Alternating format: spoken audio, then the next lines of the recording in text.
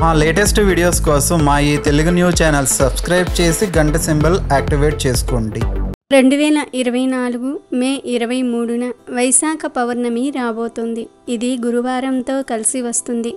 గురువారం పౌర్ణమి కలిసి రావటం చాలా విశేషం. ఇలాంటి పౌర్ణమి అంటే లక్ష్మీదేవికి చాలా ఇష్టం. అంతేకాదు సాయిబాబాకు కూడా ఇది ప్రత్యేక దినం. ఈరోజు బాబా గుడికి వెళ్తే చాలా మంచిది. గుడికి వెళ్ళకపోయినా ఈరోజు ఇంట్లోనే సాయిబాబాను పూజించుకున్నా చాలు, చాలా మంచి శుభ ఫలితాలు కలుగుతాయి.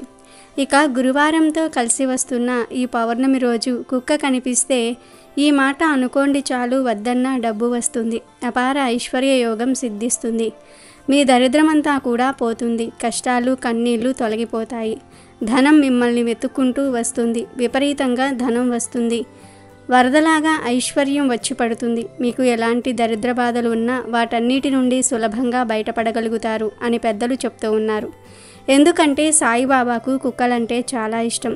సాయిబాబా మూగజీవాలకు ఎంతో ప్రేమగా ఆహారం వేసేవాడు. బాబా అనే కాదు, ఏ మతంలో చూసుకున్నా, ఏ శాస్త్రంలో చూసుకున్నా మూగజీవాలను ఎప్పుడూ హింసించకూడదని, మూగజీవాలకు ఆహారం వేయాలని పెద్దలు చెప్పారు. కనుక ప్రతి ఒక్కరూ కూడా పౌర్ణమి గురువారం రోజు కుక్క కనిపిస్తే తప్పక ఈ పని చేయండి. మరి గురువారం పౌర్ణమి కలిసి వచ్చిన రోజున కుక్క కనిపిస్తే ఏం చేయాలి అనే విషయాన్ని ఇప్పుడు మనం ఈ వీడియోలో వివరంగా తెలుసుకుందాం. అంతకన్నా ముందు ఇతరులకు అపకారం చేయాలని చూస్తే మనకే చెడు జరుగుతుంది అని తెలిపే పవిత్ర కథను విందాం. పూర్వం రామలింగవరం అనే గ్రామంలో సోమయ్య అని ఒక చిన్న రైతు ఉండేవాడు. సోమయ్య ఎంతో కష్టించి పనిచేసి 1 ఎకరం పొలం, ఒక చిన్న ఇల్లు సంపాదించగలిగాడు. అతని వద్ద కొన్ని కోళ్ళు, 1 కుక్క కూడా ఉన్నాయి. సోమయ్యకు 2 కొడుకులు. పెద్దవాడి పేరు రాజయ్య, రెండోవాడి పేరు అంజయ్య. సోమయ్యకు వృద్ధాప్యం వచ్చింది. తరచూ అనారోగ్యంతో ఉండేవాడు. ఒకరోజు 2 కొడుకులను పిలిచి తన ఆస్తిని వారిరువురూ చేరి సమానంగా పంచుకోమని చెప్పాడు. మీరిద్దరూ కలిసి మెలిసి ఉండండి. పొలంలో ఎవరి వాటాలో వారు వ్యవసాయం చేసుకోండి. మీలో మీకు గొడవలు వస్తే మీ మధ్య 3వ మనిషి ప్రవేశించి తాను లాభం పొందుతాడు అని సోమయ్య వాళ్లకు సలహా చెప్పాడు. మరికొద్ది రోజులకు అతను చనిపోయాడు. సోమయ్య 2 కొడుకుల్లో రాజయ్య తెలివైనవాడు. అతను దుర్మార్గుడు కూడా. తమ్ముడి మంచితనాన్ని, తెలివి తక్కువతనాన్ని చూసి అతన్ని మోసగించాలని రాజయ్య నిర్ణయించుకున్నాడు. తమ ఇంట్లో ఉన్న వస్తువుల్లో సగం వస్తువులను తమ్ముడికి జాగ్రత్తగా పంచి ఇచ్చాడు. కోళ్లను పంచవలసి వచ్చినప్పుడు మాత్రం అతను తన తెలివితేటలను ఉపయోగించాడు. తమ్ముడు, ఈ కోళ్లను పెంచడానికి చాలా శ్రమ పడవలసి వస్తుంది. నువ్వు చిన్నవాడివి, ఇందులో నీకు అనుభవం లేదు. వీటిని పెంచి నువ్వు అవస్థలు పడలేవు. అందువల్ల నీకు శ్రమ తగ్గించటం కోసం ఈ కోళ్లను నేనే తీసుకొని ఆ కష్టమేదో నేనే పడతాను అన్నాడు. మంచివాడైన అంజయ్య తన అన్నగారి మాట కాదనలేక అందుకు అంగీకరించాడు. తమ్ముడు, కోళ్లను నాకిచ్చావు కాబట్టి కుక్కను నువ్వు తీసుకో అన్నాడు రాజయ్య. అలా వాటాలు వేసుకొని అంజయ్య కుక్కను, రాజయ్య కోళ్లను పెంచసాగారు. కొన్నాళ్ళు గడిచాయి. తన వాటాకు వచ్చిన కోళ్ల వల్ల రాజయ్య లాభం పొందసాగాడు. గుడ్లను పట్టణానికి తీసుకుని వెళ్ళి అమ్మి అతను డబ్బు సంపాదిస్తున్నాడు. రాజయ్య మాత్రం ఎటువంటి ఆదాయం రాక అవస్థలు పడసాగాడు. అతనికి కుక్క అదనపు భారమయ్యింది. దానికి రోజు అతను తిండి పెట్టవలసి వస్తుంది. దానితో అంజయ్య విచారంగా ఉండేవాడు. ఒక రోజున అంజయ్యకు మెరుపు మెరిసినట్టు ఒక ఆలోచన తోచింది. కుక్క వల్ల తాను అంతో ఇంతో లాభం పొందాలనుకున్నాడు. కొంతకాలం పాటు దానికి వేటాడ్డంలో తర్ఫీదును ఇచ్చాడు. ఒకనాడు కుక్కతో పాటు అంజయ్య అడవిలోనికి వెళ్ళాడు. అంజయ్య, కుక్క కలిసి చాలా శ్రమపడి చివరికి ఒక లేడిని చంపారు. లేడి మాంసాన్ని పట్నానికి తీసుకుని వెళ్ళి అంజయ్య అమ్మాడు. అందువల్ల అతనికి కొంత డబ్బు వచ్చింది. దాంతో అతనిలో ఎంతో ఉత్సాహం కలిగింది. అతను రోజు కుక్కను తీసుకుని అడవికి వెళ్ళసాగాడు. ఆ కుక్క నేర్పుగా అంజయ్యతో పాటు కుందేళ్లను, చిన్న జంతువులను వేటాడసాగింది. వాటిని పట్నంలో అమ్మి అంజయ్య డబ్బు సంపాదించసాగాడు. తమ్ముడు డబ్బును సంపాదించి సుఖంగా ఉండటం చూసిన అంజయ్యలో అసూయ కలిగింది. కుక్క వలనే తమ్ముడికి లాభం వస్తుంది కనుక ఎలాగైనా సరే ఆ కుక్కను చంపేయాలని ఆలోచించాడు. అందుకు తగిన అదును కోసం అతను ఎదురు చూడసాగాడు. ఒకరోజు సాయంత్రం అంజయ్య పని మీద పట్నానికి వెళ్ళాడు. ఇదే మంచి సమయం అనుకుని రాజయ్య కొంత అన్నాన్ని కూరతో కలిపి దాంట్లో విషాన్ని చల్లాడు. ఆ అన్నాన్ని కుక్క ముందు పెట్టి పొలంలోనికి వెళ్ళాడు.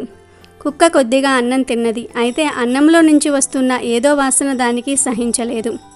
అందుచేత ఆ అన్నాన్ని అది తినటం మాని అన్నం మెతుకుల్ని కాళ్లతో అటూ ఇటూ చిమ్మివేసింది.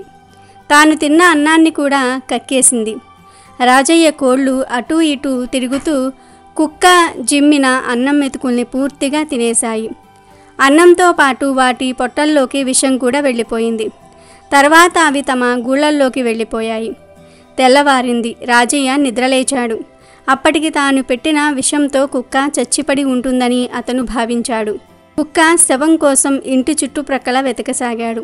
అయితే హఠాత్తుగా అతనికి తమ్ముడు అంజయ్య, కుక్క యథాప్రకారం అడవికి వెళ్తూ కనిపించారు. కుక్క బ్రతికి ఉండటం చూసి అతను ఆశ్చర్యపోయాడు. తర్వాత రాజయ్య కోళ్ల గూళ్ళ వద్దకు వెళ్ళాడు. కోళ్ల గూళ్ళ ముందు లోపల కొన్ని కోళ్లు చచ్చిపడి ఉండటం చూసి రాజయ్యకు మతిపోయింది. అతనికి చాలా ఏడుపు కూడా వచ్చింది. తను కుక్కను చంపడానికి దానికి పెట్టిన విషం నిండిన అన్నాన్ని తన కోళ్లు తిని చనిపోయాయని రాజయ్య గ్రహించాడు.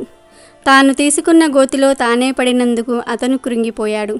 అయితే అంజయ్య మాత్రం అన్నను ఓదార్చాడు. ఆ తర్వాత రాజయ్య తన స్వార్థబుద్ధి మార్చుకుని అంజయ్యతో ప్రేమగా ఉండసాగాడు.